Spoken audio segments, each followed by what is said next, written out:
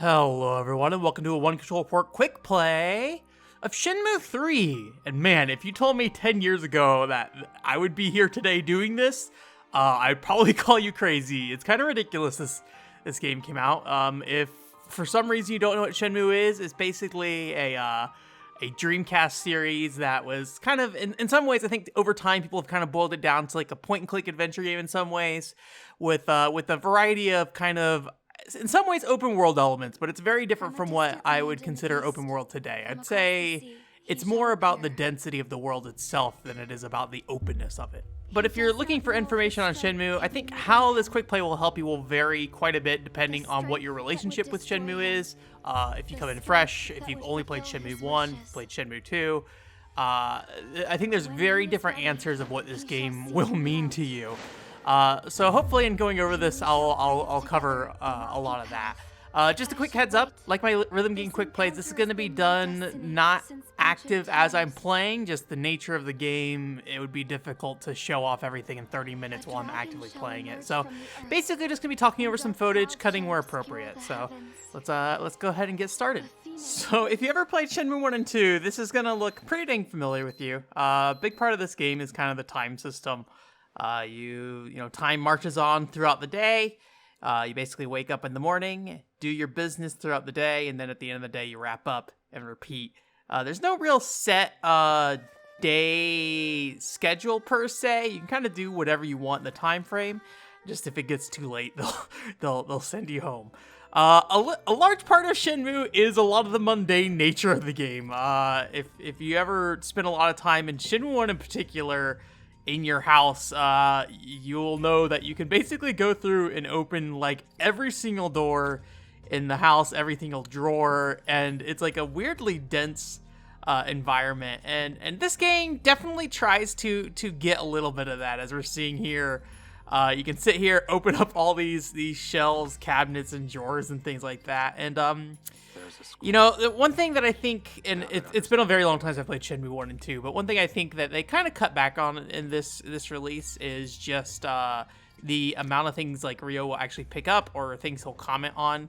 Sometimes you just look at it and you'll look in a drawer and you just kind of look at what's in there. You don't have, like, there's no value to it other than just you have seen what this person has designed to be in this drawer, or what the developer designed to be in this drawer. So yeah, but I think, as silly as this looks, I think this kind of design philosophy drives a lot behind Shenmue in terms of, what you should expect in terms of the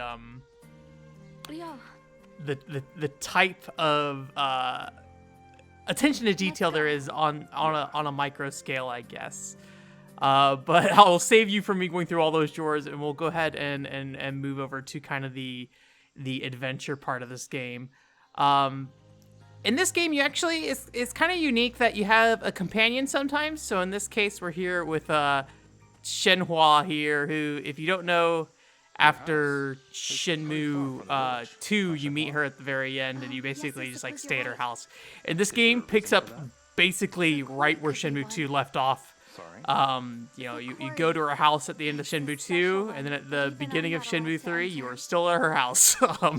There's no time jump here or anything like that, which is kind of crazy since, well, it's not really crazy, but it's kind of novel since, you spend so much time, there's been so much time between Shenmue 2 and 3, and it's just like, okay, you're here again. So the beginning of the game focuses on this village called Bailu Village. Basically, it's a pretty small area for the most part, with like a handful of branching paths. And if you played Shenmue 1, in some ways this is going to be more familiar to you. It's kind of a small community of people with a lot of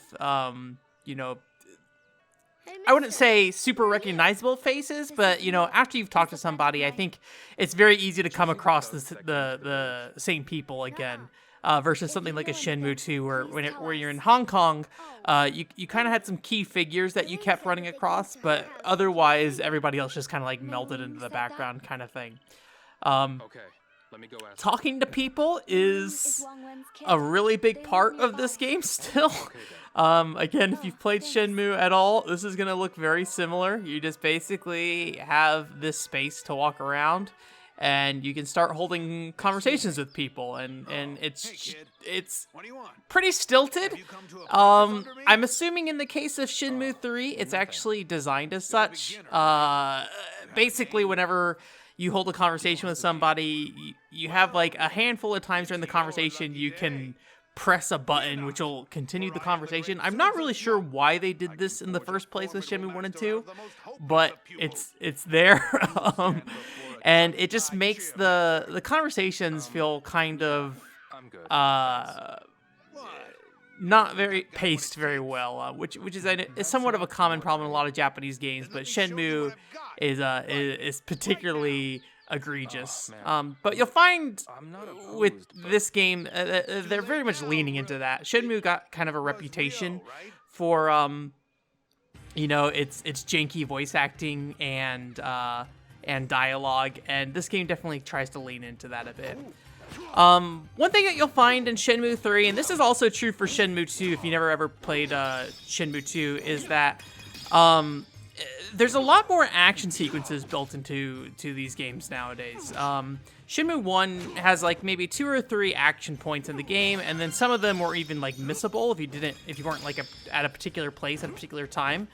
But Shenmue 2 has a lot of stuff like, or Shenmue 3 has a lot of stuff like this, where in this case this is just like a sparring match thing. This basically is cheating you different moves that you can do in the game. So the quick time events you saw on screen there actually mimic the button inputs for moves. So in this case, we're doing elbow to assault, which is on a PlayStation controller, X, and then circle twice. And this is an early version of, or this is earlier in the game with me doing some sparring. And, I'm just kind of punching and stuff while also doing the quick time events. But the most effective way to level these skills that you learn is just by spamming the skill, basically. So I'm not being super effective here, but you do a lot of these sparring matches to learn moves and stuff. And I would encourage you to do it. It is a little repetitive. But as somebody who's not particularly good at fighting games, I found this to be really helpful because it really hammered down different button inputs in my head, so I actually knew what I was working with, versus like a lot of other button combination fighting games and stuff where at some point I kind of just lose track of the inputs because I'm not like, I guess like mashing them out. Like the training mode is like an optional thing. Here you get like stat boosts from doing this too. So not only are you leveling the elbow assault, you're also leveling up, your health, your power, things like that. Ryo basically has like a handful of different stats, and if you do sparring, and we'll see later on some other stuff, it'll basically level those stats up. But yeah, I mean, like I wasn't super paying attention there, but I'm pretty sure that wasn't like a required thing. At this point, I'm basically just going around asking some questions. And and all of them are pretty much like this. You can kind of talk to almost anybody at any time, particularly in Bailu Village. You can basically talk to everybody. And, who you talk to is going to give you more or less information. There's a lot of people who have recorded lines that are basically just going to be like, hey, I don't know anything, but I'm going to spend a minute telling you that I don't know anything.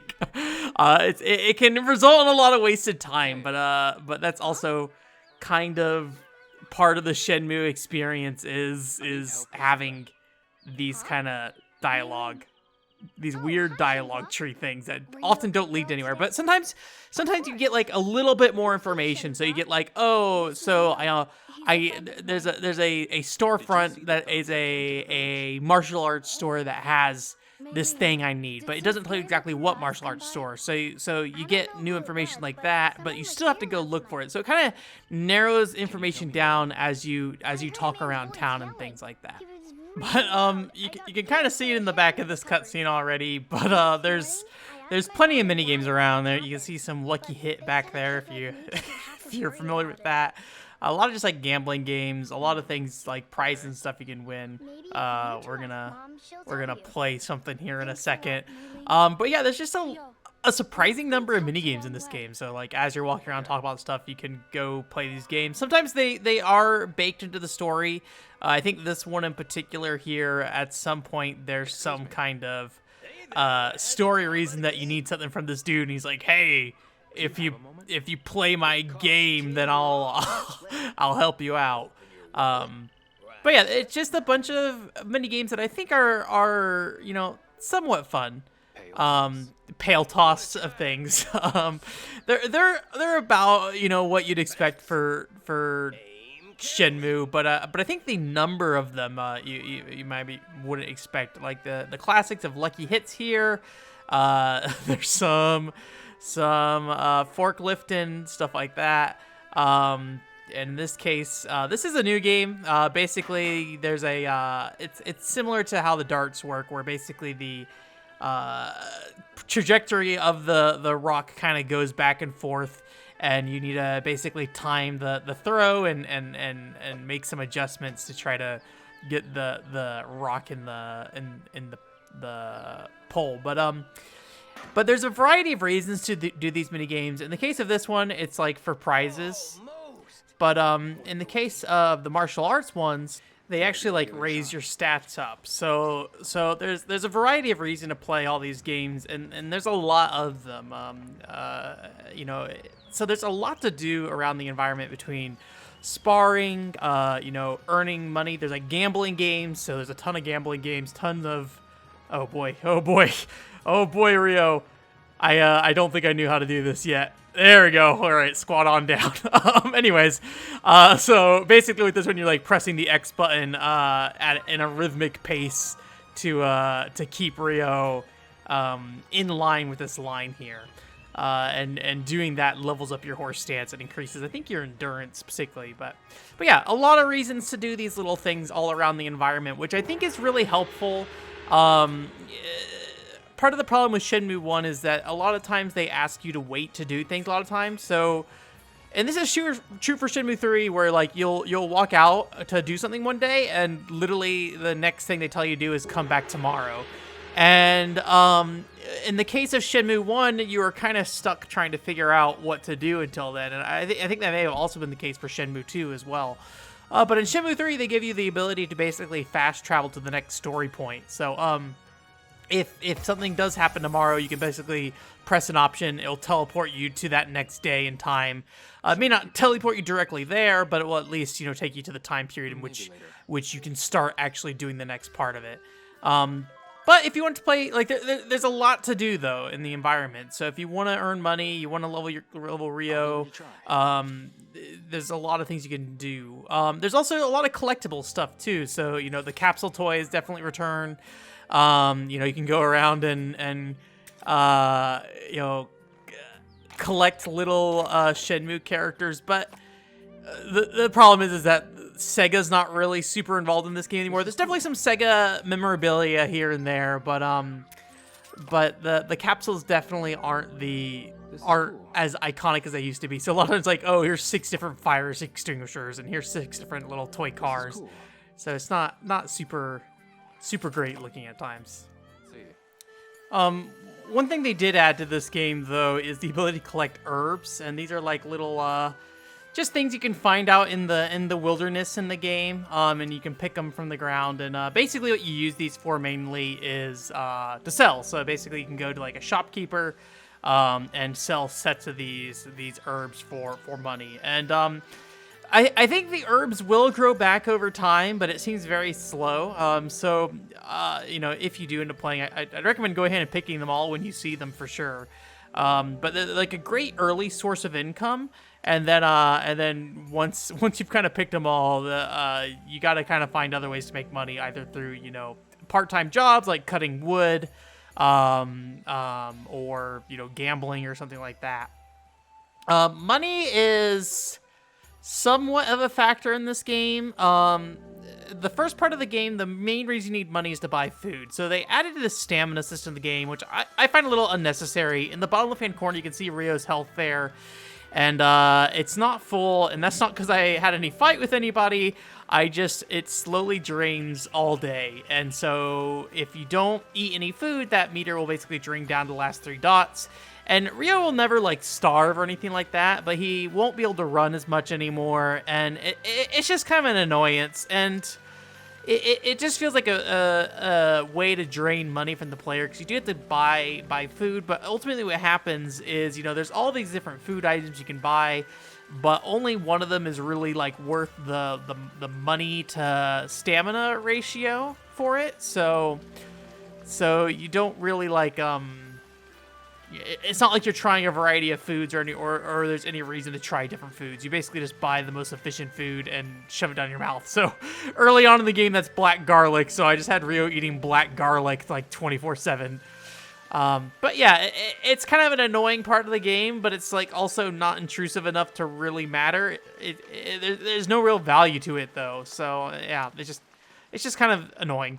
But like a big part of Shenmue is that like a lot of these components I'm explaining are things that are in other games. Like it's not like this is necessarily special to Shenmue, but I think what makes Shenmue different is how it integrates these features into its game.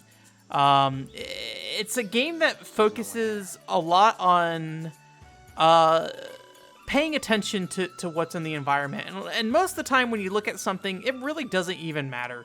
You know, it's like, hey, here's a bunch of plates or something, and Rio will look at them and maybe say something about the plates. But it's a game that's constantly asking you to look closely at things, either to find things. You know, it's the equivalent of like, you know, clicking around in an adventure game trying to, you know, get little blips of text from the environment, but you know, rendered into a full 3D space.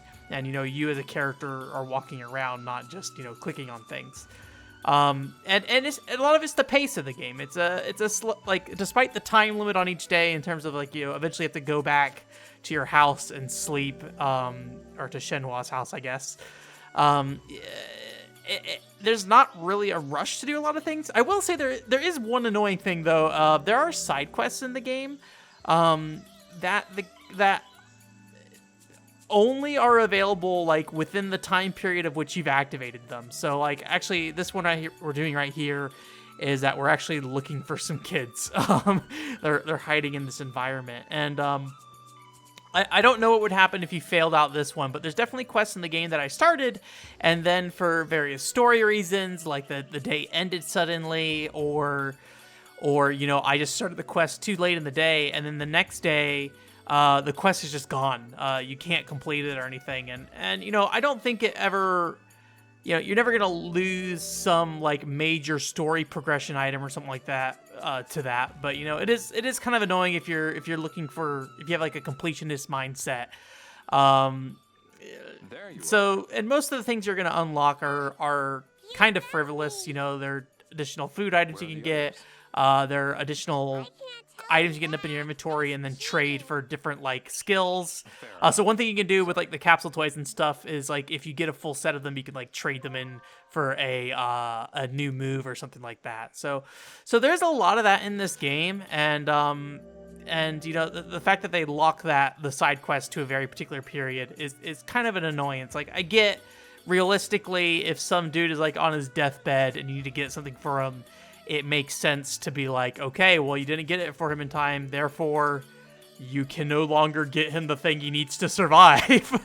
But you know, from a video game perspective, it's just a shame, especially when there's events in the game that will end the day suddenly. And if that really bothers you, I think there's going to be some days where you end up rolling back time just to make sure you make time for that particular event you're trying to do. One thing to note, and I kind of ran into it a little bit earlier in this section of the video here, is that Bailu Village in particular, like right there, there's a lot of invisible walls as you progress through the game.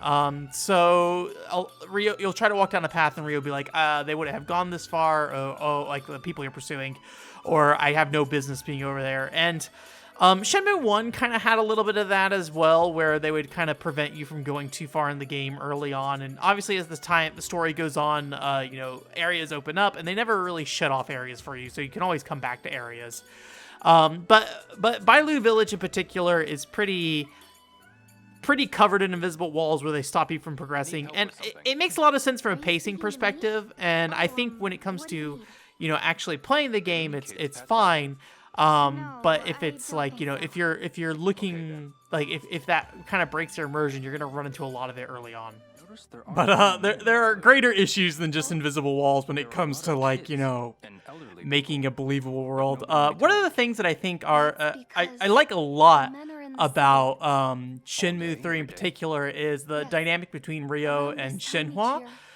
They're really like two pretty kind people overall, and they spend a lot of time just like teaching each other about Bailu in particular, and then also Japan with Ryo, and it's like this fun exchange of information of childhood stories, how life is in these two different places, things like that, and it comes off as it's really charming. But the problem is that probably, and I think they've said as much.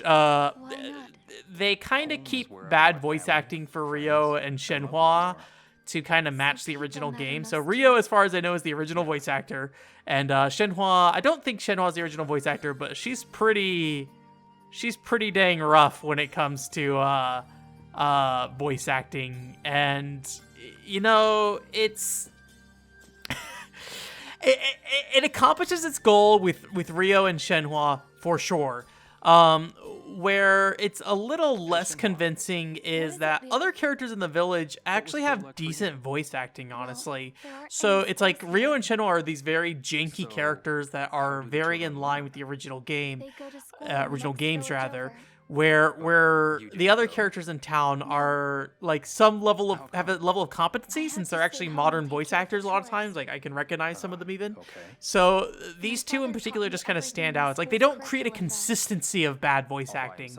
But they do definitely like break up certain things. Like some of the shopkeepers will say some really weird things with how comments are pulled from them. Like, so they'll like randomize bits of dialogue, and those, or I assume they're randomized. And then like the two sets of dialogue that are set up beside each other don't make any sense. But yeah, like Shenhua and Ryo rather.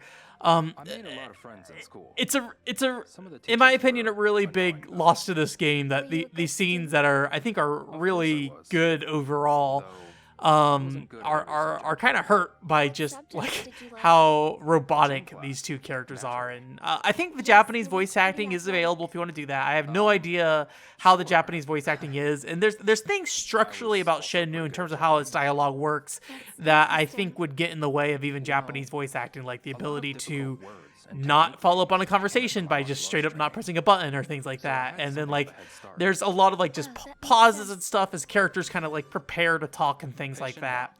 So I think I wish they went a little further with cleaning up the dialogue stuff, which I know to some people it's going to probably be blasphemy, I can't say that word, is going to be a problem. And to some people this will be charming, and I find it charming to some degree. But at the same time, I think it's kind of doing a disservice to scenes like this where it really could benefit the development of Ryo and Shenhua as two characters and as friends. So I'm going to go ahead and shift the focus of the footage to Niao, I think is the city's name here. So Shenmue 2 is kind of broken up into two parts. One is where you're in Bailu Village, and Bailu Village, like I said earlier, feels very kind of Shenmue 1-ish, very small place with a lot of faces that you kind of learn to recognize over time, things like that. Niawu is a lot closer to Shenmue 2, that it's like feels a lot like Hong Kong. It's a city environment, and there's a lot of NPCs that you just kind of glaze over. But also at the same time, there's a lot of density to the game. There's a lot of shops, and a lot of these shops have unique graphics on them and stuff like that. And part of the fun of Shenmue 2 in particular is that if you went into all these shops, you could like look at everything on the shelves and stuff. And there's actually like a little fun mini game in Shenmue 3 to like encourage you to do that, where like these little hidden chicken figures that you can find in the shops and stuff by looking at their wares and things like that. So I never ended up finding all of them to find out what the reward is for doing that, but it's nice that they recognize there is a need, or not really a need, but like they found a way to gamify that aspect of the game that they want you to focus on looking at the wares and things like that. But it's optional; you don't have to look at all the wares, things like. And things like that. Both Bailu Village and Niaowu have like a dojo where you can basically train. We're gonna eat some food here. Get that dim sum. But they both have places where you can train. But only Niaowu has basically a place where you can fight to earn money. There's like this underground ring where you can go ahead and do some battles to earn some cash here. I think at this point where I'm showing this footage, it's actually a story-related reason why I'm here. But basically, it gives you a lot of options for fighting. Like, you can fight a bunch of enemies, or a bunch of, like, dojo people to train and earn a rank. And usually I think there's, like, a story progression reason why you need to earn more rank. Versus here, where it's more about earning money, and you can build up tokens, buy things like t-shirts, collectibles. You can basically buy things with tokens to sell them for money and things like that. So that's really where a lot of the economy of this game comes from, is gambling games or the back half of the economy of this game. Herbs as well. Herbs are definitely. I pretty much burned through the whole game with my herb money, so you don't have to gamble, but it is probably the best way to make a lot of money and earn a lot of the rewards if you really want to. One thing I haven't really talked a lot about is the story of this game, and honestly, there's not a lot to say. I mean, if you don't know, Shenmue was envisioned as like an 11-chapter story, and each game encompasses a certain number of chapters, and I believe this game is Chapter 5 and Chapter 6. I could be wrong about that, but basically, at the end of this game, we're about halfway through the Shenmue story, and the story progression is pretty much how it has always been. Basically, something happens, you need to beat up some thugs. Oh no, these thugs are connected to Lan Di in some way. If you don't know, Lan Di killed your dad at the beginning of the original game, and Ryo is trying to avenge that. But it's just a lot of beating up thugs and going through, and eventually at the end there's somewhat of a conclusion, I guess. It really isn't that important. I feel like the story of Shenmue isn't important, which is a weird thing to say about some 11 chapter or something envisioned like as an 11 chapter epic. It's a lot of particularly with this game, I think character interactions between Shenhua and Ren. If you don't know, Ren's from Shenmue 2, he's like this thug guy you befriend, and he plays a pretty big role in the second half of this game. And there's definitely like a buddy vibe with him, which is kind of nice.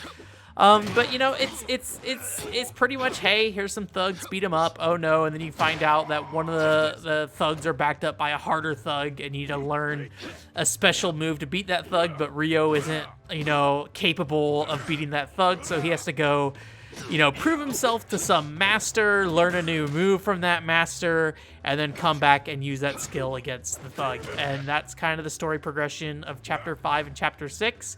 And honestly, matches up what I remember from Shenmue 1 and 2.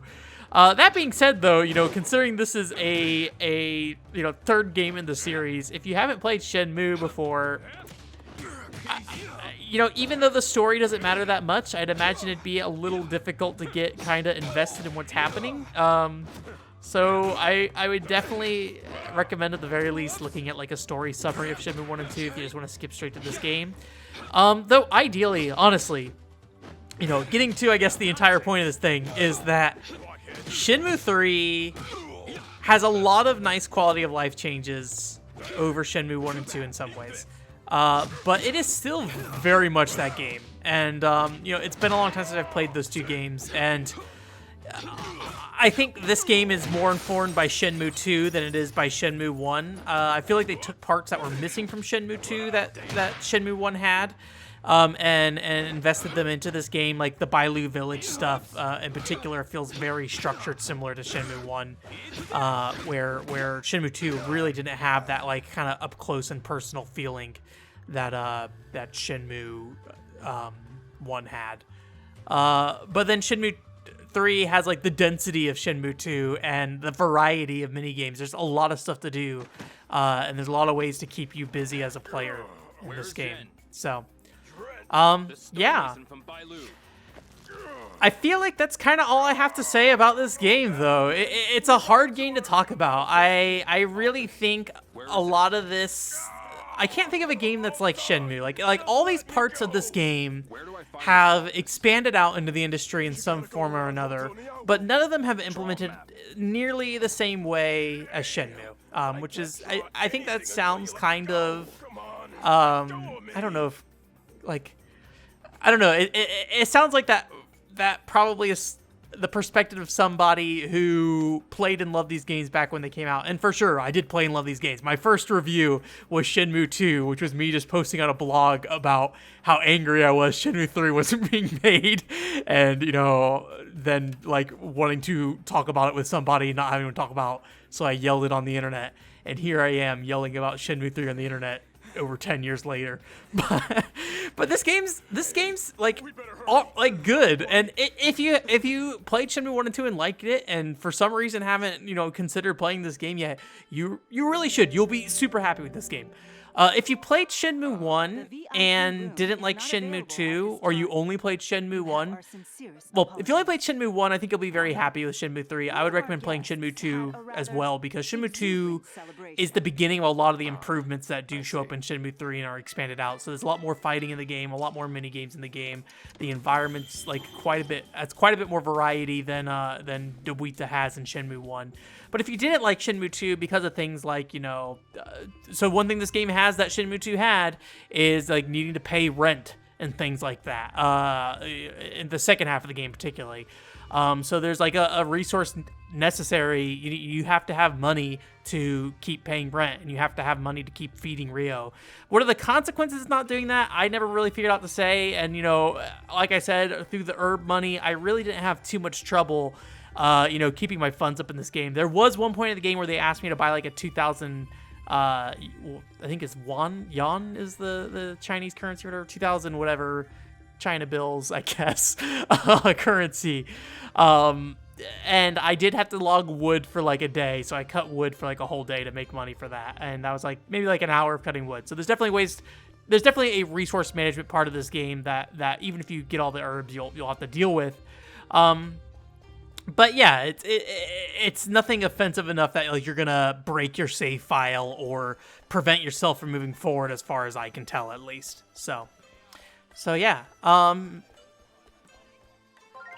really don't know what else to say about this game, which is I feel like I feel like I should have more to say, but we've been here for 30 minutes already. So hopefully I've said everything I want to say about the game. And I'm glad this game happened. I don't know if a Shenmue 4 will happen. I have my doubts, but I had my doubts this game would even exist. So I'm glad we're here today. I'm glad we had this game. I'm super happy with how it turned out. It has its problems, and in some ways its budget shows, I think particularly in the visuals, but it is very much Shenmue in spirit. Anyways, that's it. OneControlReport.com is the website. Podcast happens every Monday at 9 a.m. Pacific time. And then I also stream every Thursday at 7 p.m. Pacific time, if I can remember the times at which I do things. So yeah, and upcoming, I'm hopefully having a podcast on Gun Pixies coming up here in a bit. And then also working on a video for a Toka doll, which will probably happen after the podcast. So yeah, anyways, thanks for coming. I hope you have a great week. Bye.